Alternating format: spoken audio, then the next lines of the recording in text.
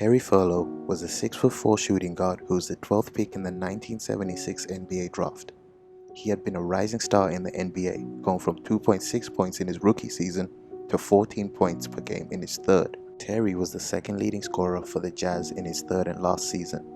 They didn't make the playoffs, so on May 23, 1980, just after the Lakers won the chip, he died in a car crash, aged 25 years old. Nick VANOS was a 7'1" center for the Phoenix Suns who was about to start his third NBA season.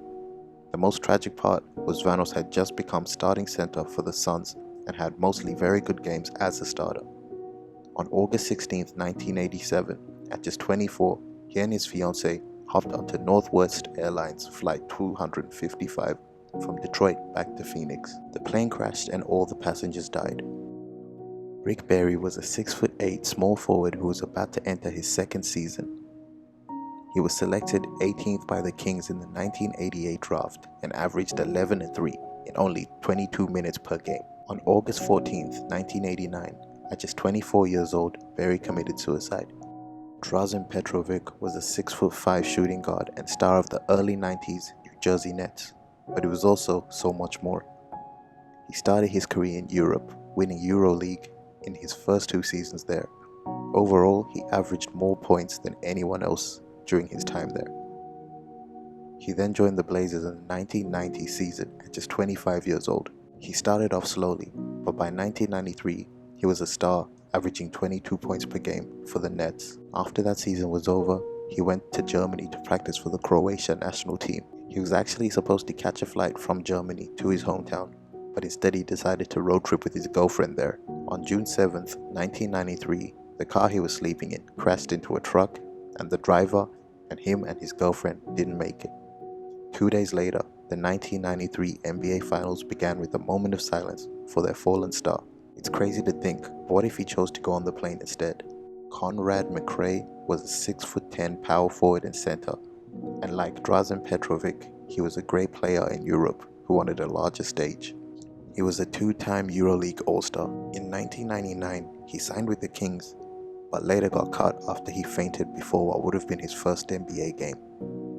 A year later, on July 10, 2000, during a summer league practice for the Orlando Magic, he fainted while doing sprint. Unfortunately, that's how he died. He was 29 years old. He never played in the NBA, but he was signed twice. Bobby Phillips was a 6'5" shooting guard for the Charlotte Hornets in his 9th season.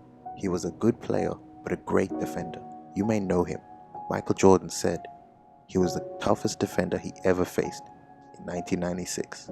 On January 12, 2000, Phillips and teammate David Wesley were driving erratically and dangerously after morning practice in Charlotte. His Porsche spun out and he died at the scene of the crash. He was just 30 years old.